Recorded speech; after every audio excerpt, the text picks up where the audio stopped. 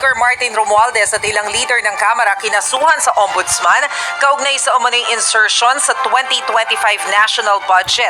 Sina dating Speaker Pantaleon Alvarez at Attorney Ferdinand Topacio ang naghain ng reklamong katiwalian at falsification of legislative documents kasabay ng rally ng Citizens Crime Watch. Ayon kay Alvarez, aabot sa 241 billion pesos ang iligal na isiningit sa 2025 budget pagkatapos ng BICAM. Wala pang tugon sa reklamo ang kampo ng House Speaker. Hi, Speaker!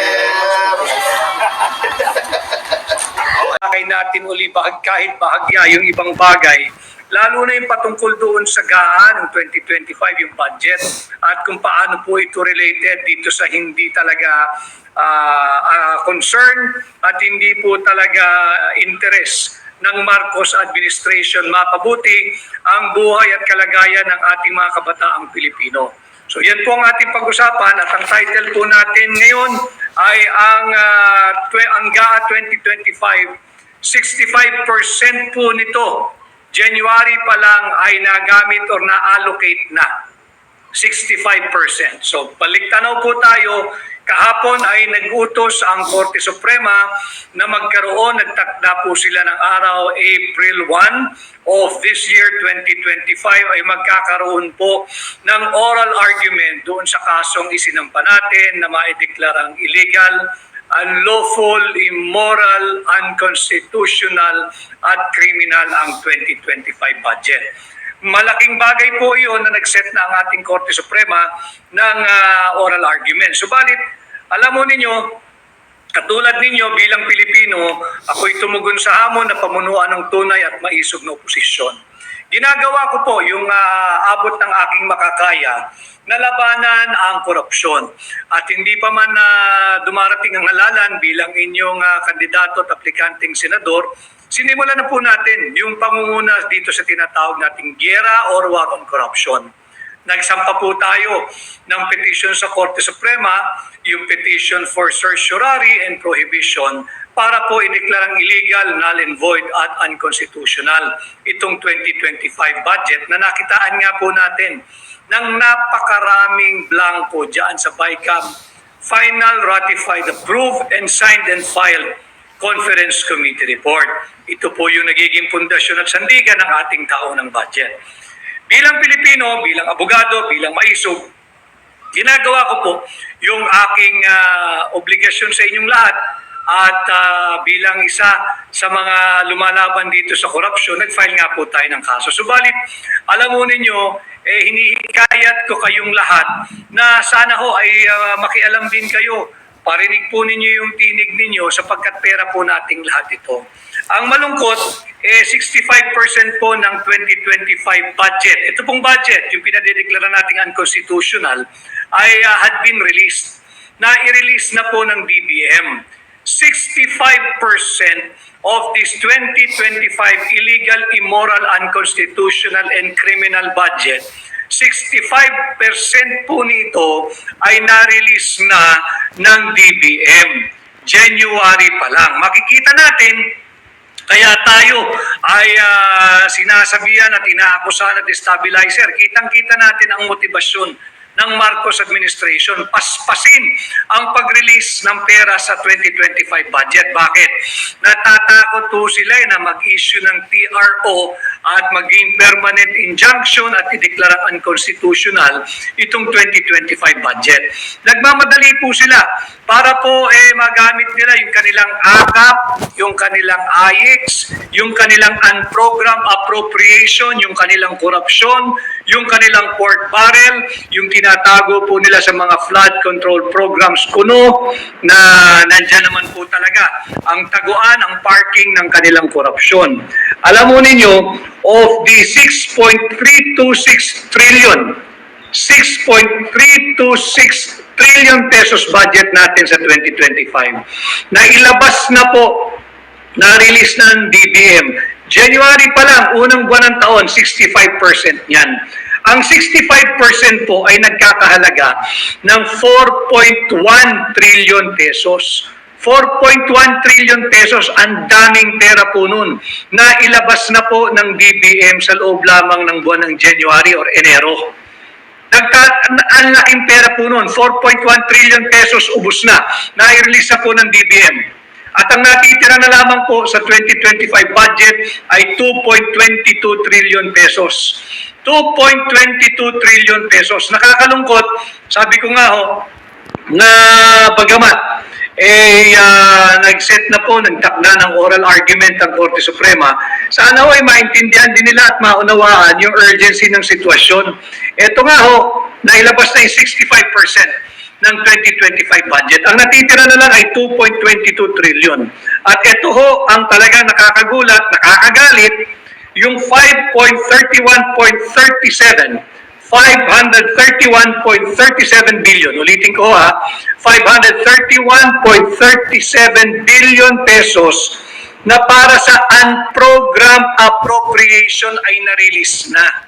Unprogram appropriation, na-release na ho ng buwan ng Enero. Saan ka nakakita na yung unprogram appropriation ay naging priority? Ang unprogram appropriation po ay maisa sa katuparan lamang pag may sobrang koleksyon. O di kaya may sobrang pera, o di kaya nakautang ang gobyerno. Inuna po nila yung unprogram appropriation, prioridad nila yung unprogram appropriation. 531.37 billion pesos. Unprogram appropriation, ito po yung sinasabi nating pork barrel ng mga tiwaling mangbabatas. Diyan lang tinatago yung akap, yung ang kakapal ng aming pitaka, yung AIX, dyan po nakatago yan, yung kanilang flood control programs, yung flood control funds, yung ginagamit po nila pang cat's eye, yung ginagamit nila pang rock netting, yung kung ano-ano pa pong kapritsyo at luho ng mga mambabatas, dito po nakatago yan sa program appropriation. Nakakapanghina, dahil na-release na po ng DBM ang halagang 531.37 billion sa unprogram appropriation. Inuna pa yung unprogram appropriation. Alam mo ninyo, unprogram appropriation, magagamit mo lamang ho yan pag may sobrang koleksyon ng gobyerno, pag may sobrang pera, pag may sobrang kita, o kaya pag may bagong utang. Ito, January pa lang, ng kasalukuyang taon na ilabas na. Pangalawa, yung budget po ng DPWH, yung Public Works, nag-release na po ang DBM ng 542.88 billion pesos sa Public Works. 542.88 billion pesos ang na-release na ng DBM sa DPWH. Ang equivalent po nitong 542.88 billion pesos ay 41% ng buong budget ng DPWH para sa buong taong 2025. Yung 542.88 billion, ito po ay 41% ng 1.088 trillion allocation o pondo ng DPWH. January pa lamang ho, release na ng DBM ang 65% ng ating 6.326 trillion pesos budget. Kitang-kita mo, nagmamadali, hayok na hayok sa pera ng Pilipino. Nais silang mailabas agad ito bago pa makapag-issue ng TRO o dili kaya ay magkaroon ng permanent injunction at madeklarang unconstitutional, illegal, invalid, unlawful, immoral at criminal itong 2025 budget ng Marcos administration. Bakit po tayo nalulungkot? Sapagkat kagaya po nung ating napag-usapan kahapon, baka naman pag lumabas na yung order ng Korte, halimbawa katigan talaga ng Korte Suprema at ideklarang unconstitutional ang 2025 budget, paper victory na lang ho, paper victory. Tagumpay tayo sa papel na lamang, sa kautusan na lamang, sa decree na lamang ng Korte, sa order na lang ng Korte, sa ruling na lang ng Korte. Pero hindi rin naabatan yung korupsyon na ating linalabanan. Kaya nga po, hindi ba't tinugon ko? Tumugon ako sa hamon na pamunuan ng tunay at maisog na oposisyon. At kabilang sa ating pangunahing legislative agenda ay amyendahan ng plunder law. Ibaba natin yung threshold from 50 million to 1 million pesos. At pag nagawa na po natin yan, bilang senador ninyo, ibalik natin ang parusang death penalty sa sa lahat ng mahatulang guilty sa kasong plunder at droga na siyang kasasangkutan ng taong gobyerno at ng mga dayuhan o banyaga o foreigner or alien. Yan po yung ating mga pangunahing legislative agenda. At of course, pag nagawa po natin yan, para naman umikot ang pera, sumigla ang ekonomiya, atin pong ipapanukala at ipapasa bilang senador ninyo yung standardization of wages. Meron po akong naringgan kaninang umaga at tila lahat ng ating legislative agenda ay kanya na rin sinasabi at binabanggit at ginagaya.